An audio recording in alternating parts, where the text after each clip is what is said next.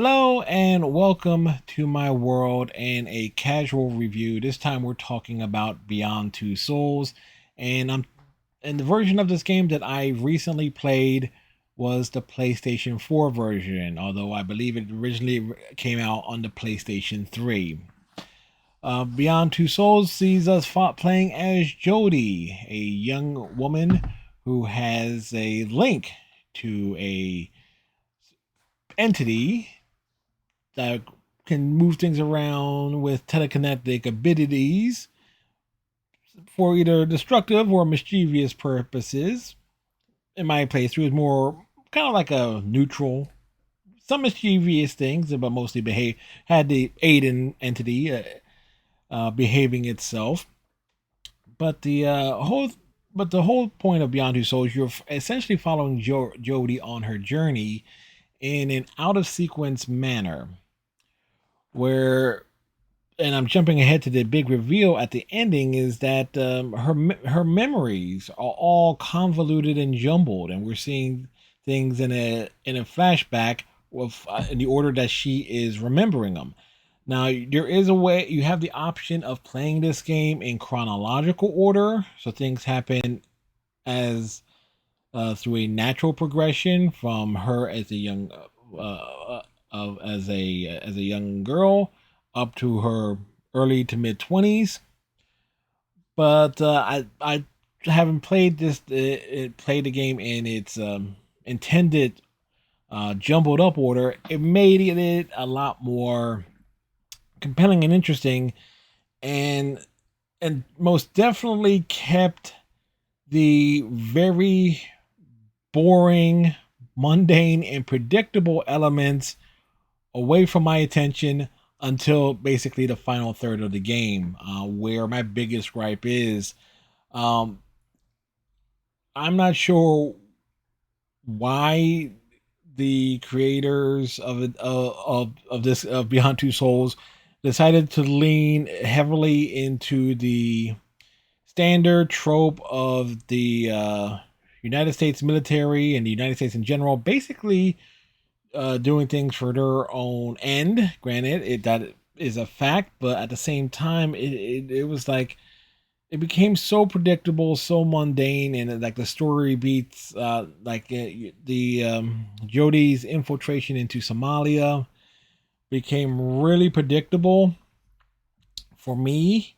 The second she helps the young child, heals their leg, and basically follows them to get to her destination, and the big reveal, oh, she basically was part of a mission to make sure that the region stays destabilized because that benefits the United States to a large degree.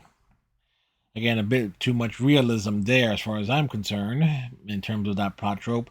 Then you had everything regarding the infiltration into the Chinese base because they've come stumbled across discovered the same thing that the United States has discovered, and no, we can't allow that, so we're off over there. Essentially, when it becomes this, the story becomes nothing more than just your standard. How can I put it? Standard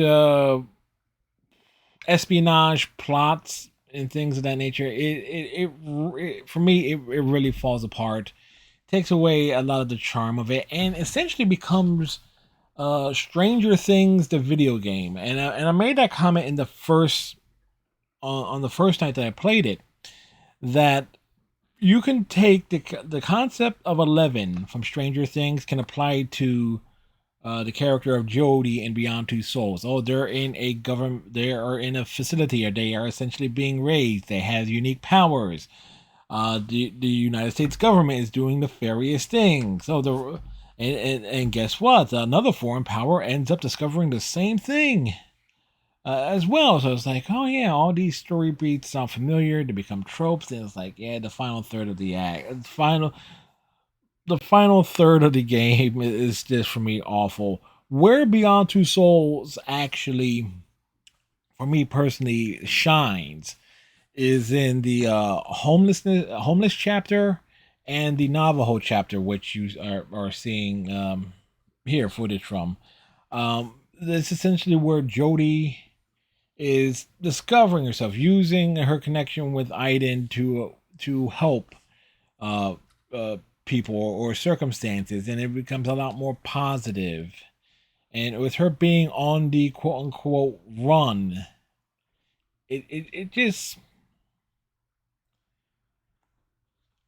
it presented the game with a great charm to it, particularly if you go all out with Aiden being mischievous and evil, because there is a trophy for take every opportunity as Aiden to be evil. Um, uh, you you have these compelling moments where it can shine. Where okay, uh, Jodie can have Aiden be a good boy, good spirit or entity, or literally a good boy, and actually help people and be benign. Like the whole thing with the homelessness and helping those crew, and the whole scene with Zoe's birth was actually a big highlight. And I love the Navajo chapter because it really leaned into the supernatural, and you could dare say spiritual of the Native American tribes, or at least of that representation in this game. Probably a bit too much of a trope, but at the same time, it really worked. Um, and and again, it was like this game peaks with the Navajo chapter because everything after I already complained about already. It definitely the story falls apart after the Navajo chapter. Um, Controls wise, fairly simple. I haven't played Heavy Rain before and Detroit Beyond Become Human a couple years ago. Pretty standard with the quick time events and and motioning the moving the in this case the PS4 controller around for certain movements. But this game is not as reliant on the straight up motions of the controller the way Heavy Rain was. But then again, Heavy Rain was designed to use the PlayStation Move wand as a big part of its gameplay. Visually, Beyond Two Souls, at least the PlayStation 4 version, is very gorgeous, but I do have a complaint about it. The fact that it's in a freaking letterbox format and there's no way to. I would have loved it if this game had like a proper, like full screen of that 16 by 9 aspect instead of the. I really do hate games that you're in this letterbox format. I get it. You're just like watching a movie, but at the same time, the only time I've watched a movie where they had this really lame letterbox format was the Star Trek 25th anniversary collection of the first 5 featured films, where you need a 16 by 9 TV to really watch it. So I can't imagine playing this just converting the this gameplay um will be awful. Is like I probably could have just like stretched the aspect ratio out of the frame to have it fit, but that would have been me messing around in OBS, and this is what they chose to do with it, is have this fixed letterbox format. Uh, and it gets even worse on that's another gripe with some games where it switches back and forth between the letterbox and the gameplay on cutscenes. It's a stylistic choice that I really don't like,